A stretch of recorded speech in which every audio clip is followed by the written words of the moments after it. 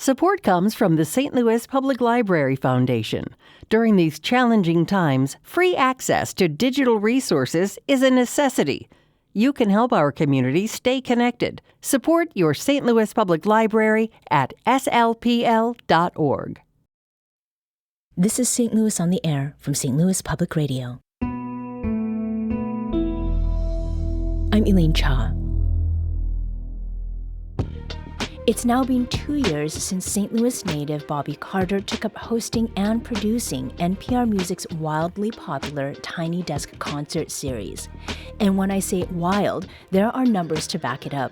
Millions and millions of people, not just in the U.S. but across the globe, lock into the online series videos of stripped-down music performances by legends like Buddy Guy, Chaka Khan, Sting and Shaggy, and Devo, as well as rising stars that include Chappell Roan, Doechii, and native St. Louisan Jordan Ward. Bobby is also judge for NPR Music's Tiny Desk contest that puts him in tastemaker mode, a position that can have huge impacts on the careers of indie artists across genres. And he joins us now to talk about that work. Bobby, it's great to have you on the show again.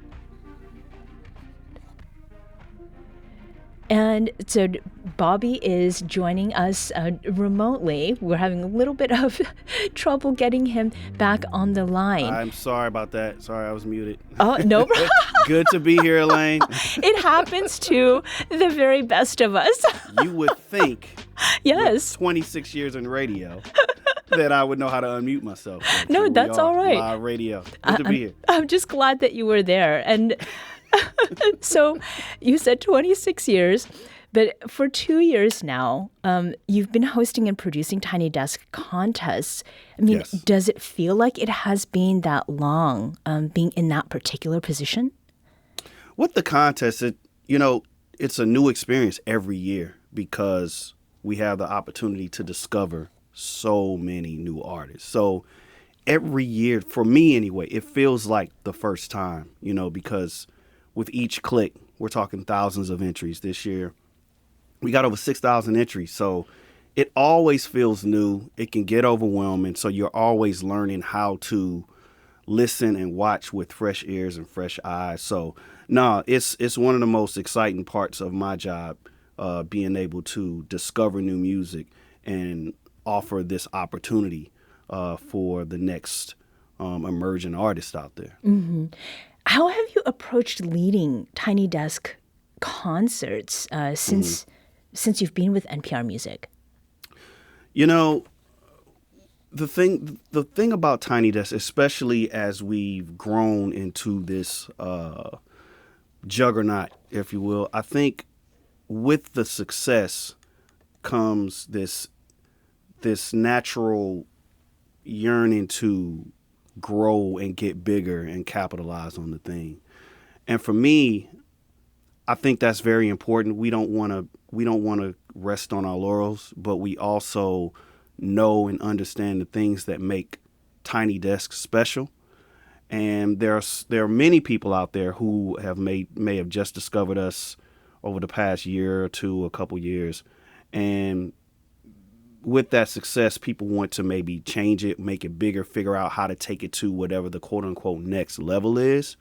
But we're in this space where it's a small, intimate thing. And that's really the thing that stands out among all the other music platforms. And it has inspired so many live music platforms out there. So as far as what I do at the helm is to make sure that we continue to lean on and remember and clutch on to the things that make us great, while also not closing ourselves off to innovation. Mm-hmm. Is there a performance that's happened, Bobby, since January 2025? And I specified that because that's the last time you talked with us. But has there been a concert that really highlights what you've talked about is your job to maintain? Yeah, a couple of them.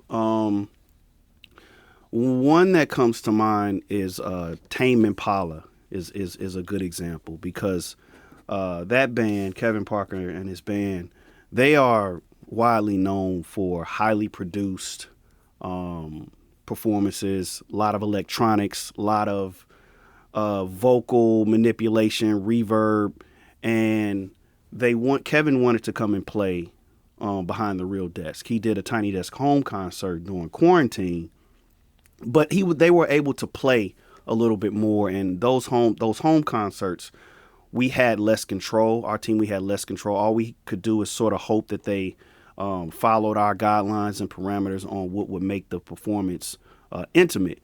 But in that home concert, there were still backtracks and automated beats and that kind of thing. But we couldn't do that in the real space. So Kevin and I, there was a lot of back and forth as to how they could still be Tame Impala, but also Tame Impala in the Tiny Desk, which is more stripped down. So we went back and forth. There was a lot of back and forth about it. He tried some things. Unfortunately, I had to say no to some of the ideas. And almost as a joke, he said, you know what? We're just going to go buy some guitars and just play acoustically. And I didn't laugh at that joke because I said, you know what? I think that's the way you ought to do it. So when you watch this Tame Impala show, you see them like you've never, ever seen them before. And it revealed this new layer to these mostly highly produced songs with just 6 guitars and vocalists behind the Tiny Desk. So I think that what we have to do now, especially when you see so many different iterations of bands and everyone, the biggest question for most bands is how many artists and how many instruments can we get behind the desk? And I never answer that question because it's about how you can do what you do with less. Less is more. So that is really the evolution, is getting otherwise big bands to strip it down and present us something new. Same thing with Daniel Caesar's Tiny Desk over the past a couple months ago, and David Byrne, the same thing. Like, you're used to this amazing like stage show with dancers, and they reimagined it for us. So there's a lot of them out there, and our team, we do a great job of kind of setting that table for the artists to help them also feel comfortable in what they do, but get what we need to keep us with who we are, you know? Is there a quick example of something that you had to say no to, whether it was with, Tame Impala or other artists? Yeah. Some bands just don't know that we don't allow things like backtracks, or, when you're watching a concert in a big hall, you hear a lot of reverb on the microphones and stuff like that. And we don't allow anything like that. We really, really want it to feel intimate. So, Kevin, from Tame Impala, for example, he said, hey, I have this machine that'll play this drum pattern on the back end. And unfortunately, I had to say no to that because everything that you hear in our shows, you have to see it being played. So we don't allow that kind of thing. We want the audience to see everything that's happening in the space. Mm-hmm. So by now you have seen and been part of so many Tiny Desk concerts. And the way that I have found myself enjoying them is in different situations. So I did that yesterday, actually, while I was watching my son at his ninja class. And then again, this morning to just Wait a minute. Your son in his ninja class? Yes. He's 10. He's in a ninja class. This is amazing. Yeah.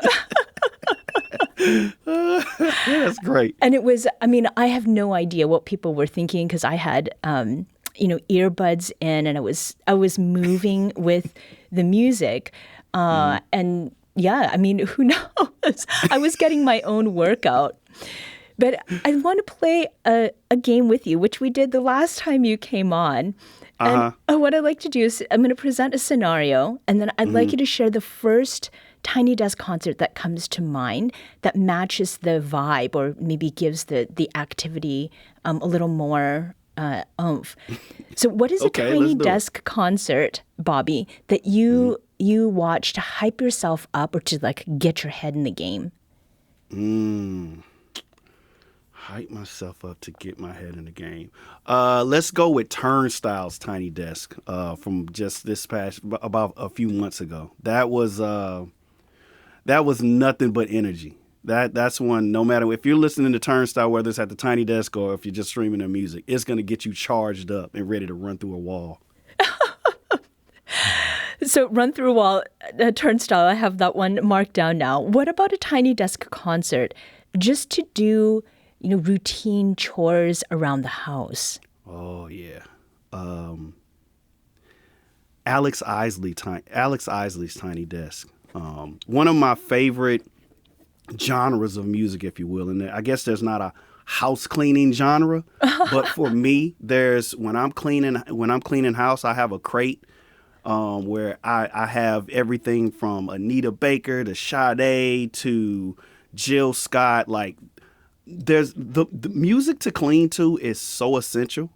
And I cleaning house for me is therapeutic.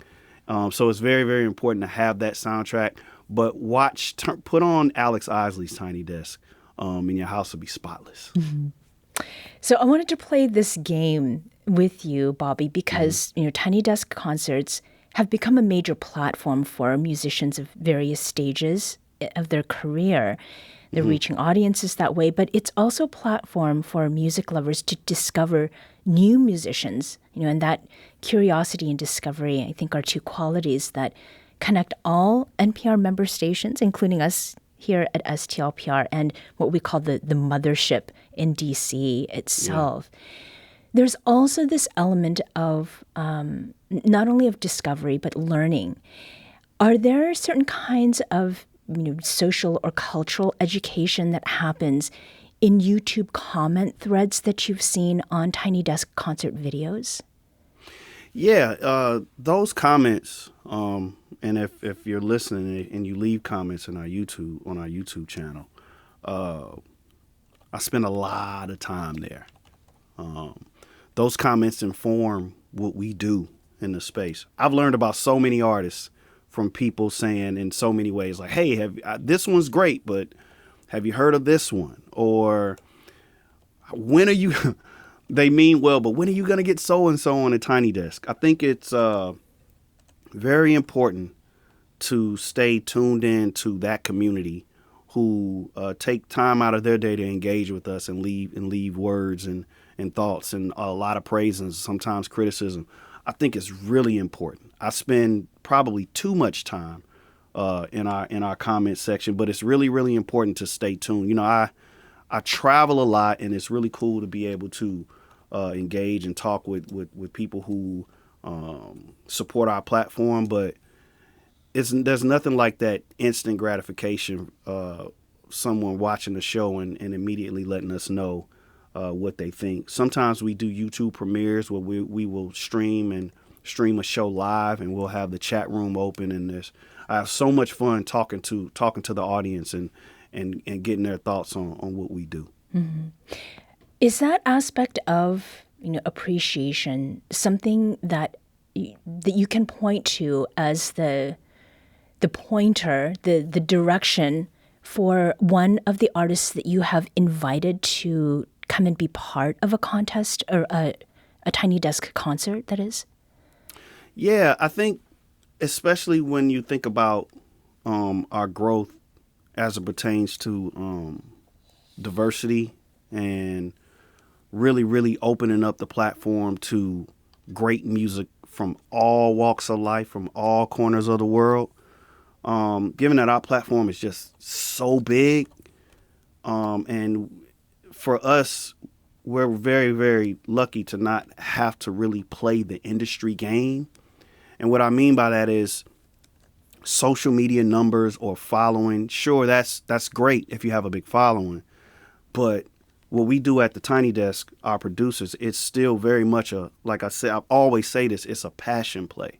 So you can have an artist that's virtually unknown to many, but if I'm on the team or someone's on the team who is just like, who has a vision for this artist, and they know that at some point something's going to happen really big with that artist, and we put them on first, it's so beautiful to see. Like, for example, when we did this 31 Minutos Tiny Desk, like so many people from that country saw themselves and were recognized. When we had Chewy from Puerto Rico, there were so many people who connected with their experience and how they express themselves and how they grew up in there and what's happening in Puerto Rico. There's so much of that. So when we see that, I know that we're doing our job when it comes to representing as many people as we can. And it's just it's a privilege to be able to do that. Mm-hmm. Bobby, you are one of 9 judges for the Tiny Desk contest this year, and you served as a judge in years past, too. The winner of the contest gets to perform their very own Tiny Desk concert at the Tiny Desk in NPR Music's newsroom. And then they're also paired with a music industry mentor and headline a 10-city tour. And I think to the point that you were making earlier about exposure, people making discoveries, and folks maybe we'd not heard of before, last year's contest winner was Ruby Ibarra, a Filipino-American rapper from the Bay Area in California. Let's listen to a clip from her Tiny Desk concert. This is Bakunawa. Nakatitig sila sa'kin, isang bolo sa kamay. Sa trono kumakain, sa gilid ko mga patay. Ako ang bakunawa, sa gubat naghintay. Yung inang kalikasan, ako ang hari at inay. Ako ay hinahanap, na parang diamante. Pilipina na babae, hindi dalaga militante. Ako ang bakunawa, nakatira sa dilim. Akala mo nakatago, pansinin sa salamin. I was born with 2 tongues, so I carry 2 guns. Sharper than a Bali song blade in the sun. Stars in the sun, cause the moon phase 1. Got a rhythm like a monsoon, bucky with the drum. Sa loob ng chan, revolution that we want. Mano po sa manang ko, batala babaylan. The fire in my lungs, got the funk since 91. I'm Gabriela Nieves, and Maria combined into one. I've been blue like the ocean, we outgrew where we moved. One of you like I red, till I'm white, this the blue. Blue like the moon, like the eyes and the bruises. Howl at the moon, watch it bloom when I rule this. Round like the bamboo roots that we grew. Round like the womb, the cocoon of the movement. Bound to my tomb, cause it looms like this tune. Shoot you down like the moon where the grind I resume. Lumuhod kayo dyan. And that was Ruby Ibarra, last year's Tiny Desk contest winner, and her live performance of Bakunawa as part of her Tiny Desk concert. And we're talking with NPR Music's Bobby Carter, host and series producer of the Tiny Desk concert series and one of the judges for Tiny Desk contest. Now, the submission window for this year's contest is closed, but this is an annual event and many musicians are already planning on their next video. But Bobby, as we were listening, I mean, what was it about Ruby Ibarra's submission that got your attention and eventually led to her being selected as the winner of last year's contest? What we always look for, we're in our 11th year, I believe. I believe we're in our 11th year. And every year we're looking for something that we have never seen or heard before. And Ruby delivered that and so much more. We discovered a diamond in the rough. And listen, all of our winners hold a special place in our heart. And they all have gone on to do really, really wonderful things in music, from Grammys to tours, you name it, Broadway. But Ruby truly brought something singular to the contest. And she represents 2 groups of people, 2 of the most prideful groups of people that are in the world. One, people from the Bay Area of California, and also Filipino people. And she brought that when we saw her, when we took her on tour. No matter what city we were in, she brought that with her. I've never seen anything like that during a tour when it comes to taking heritage and putting it on the big stage and putting it on the platform. It reminds us that there are still so many people out there who don't see themselves in what we're doing. So to see what happened with Ruby, and we haven't even seen it yet, I don't believe. I think there's another level to what Ruby Ibarra is going to do. But I tell you what, I think Ruby Ibarra raised the bar for our contest this year. And everybody, all the judges, are shaking in their boots because she set a new bar for us last year, for sure. It actually gave me chills when I was watching that performance. Yeah. It's just, just the fact that she was able to rap in her native tongue, that's so powerful. And as a person who was born and raised here, sometimes we miss that kind of stuff. But the fact that she was able to do that, the fact that she was able to rap in what I believe is called Tagalog, doing that for just a few seconds, a few bars, was just so powerful for so many people, and we saw it. So it was just such a privilege, and I'm proud of all the judges for picking her last year because, yeah, she's the one. Mm-hmm. Now, St. Louisans also recognize one another in the wild. And we naturally get very excited when we see our own doing well on national and global stages. And less than a month ago, world-renowned trumpeter Keon Harold joined Tiana Major 9 for her Tiny Desk concert. Let's hear a bit of that. This is their live performance of Energy. Don't ask me why my eyes are closed. I just feel a spliff, no microdose. It's always a vibe when you stop by. Yeah. I love the way you look at me. I like the way you talk to me. You're making me feel a little heated. I got the energy. Yes, I got the energy. Now I got energy. Yes, I got the energy. I'm feeling your energy. Now, Keon Harold isn't the only St. Louisan who's repped STL at Tiny Desk. St. Louis's rising R&B singer Jordan Ward had his Tiny Desk concert in 2023. Let's hear some of his performance of Little Baby Crush.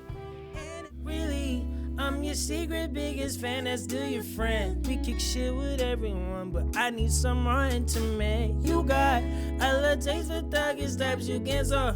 Well, I'm thugging to the beach. Baby, join me if you can. All these years never said a thing. Knowing me is probably not hard to tell. I could lose seeing you casually. Or all my nights sleeping well. Damn, it's just a crush. And that was Jordan Ward and his Tiny Desk performance of Little Baby Crush. Now, Bobby, understanding that you're one of several Tiny Desk concert producers, how important is it to you to put St. Louis at the Tiny Desk? It's a responsibility, and shout out Keon and Jordan. Those are my boys. So proud of them, and it makes me proud. I feel like you know how people from St. Louis are. We're so proud, and we shout it from the rooftops whenever we get an opportunity to. And when we see a St. Louis Cardinals hat in the wild, if you're in a different city, you run up, you from the crib? You know what I mean? So there's just such a sense of pride when it comes to, especially talking about Ruby and where she's from. Like, St. Louis is no different. Like, we love telling people where we're from and what high school we went to. And it's very important for me. Obviously, I have a job and I have to, first and foremost, put on the best music on the platform that I can. But it's so cool to see that they're from the crib who really, really put out quality music that stands up next to anyone. I think Jordan Ward, to me, is the most exciting voice in R&B right now. I saw his I checked out his tour, and he's hit another level with his new album. And in the world of jazz, Keon is just, you're not, when you see the top, the creme de la creme of jazz, you're likely to see Keon, which is why he's had his own Tiny Desk, it's why he's played on multiple Tiny Desks before, because he's one of the best players out there. Mm-hmm. And he's from STL. I love that. Well, and you're coming back to STL, Bobby, for a special event on May 1st. Mm-hmm. What are you excited for about coming back home for St. Louis Public Radio's Hear the Future annual celebration? It's really a trip, man, because when I go home, I'm always transported back to the time when I was a kid, just navigating and growing up and learning who I am in my high school days. I'm still very close to a lot of people I went to school with. So I'm a different guy when I'm home because it just reminds me of exactly where I came from. It's my roots. It's exactly where I got it from. So to know that I'm going to be a part of this gala and they're interested in my voice and I'm considered someone who is, I don't know, making things happen in the world on behalf of St. Louis, it means a lot. I'm really touched that I was asked to be a part of it. I just hope that I could deliver the goods. I'm really proud. Well, St. Louis is very proud of you, Bobby, and we're excited to have you home on May 1st. Bobby Carter is the host and producer of NPR's Tiny Desk concert series and a judge for this year's Tiny Desk contest. He'll also be the special guest at St. Louis Public Radio's annual celebration, which takes place on May 1st at Energizer Park. For more info about the event, visit stlpr.org/events.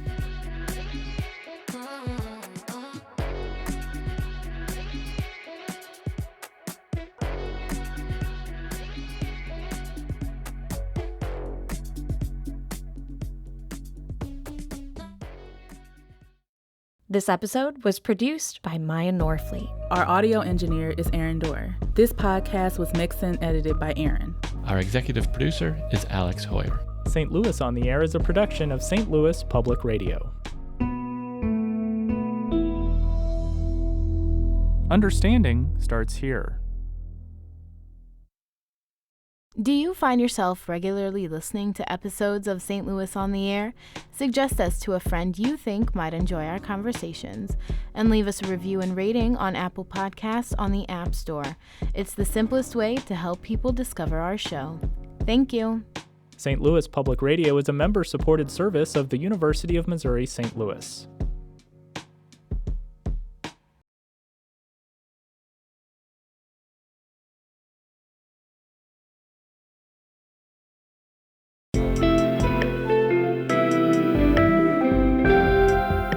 The Gateway brings you the day's news each weekday from around the St. Louis region and the state capitals in Jefferson City. Our schools are accredited. We don't need this bill. And Springfield. How many more years must pass before lawmakers see time is of the essence? I'm Abby Larico. Join me each weekday for The Gateway on the STLPR app or wherever you get podcasts.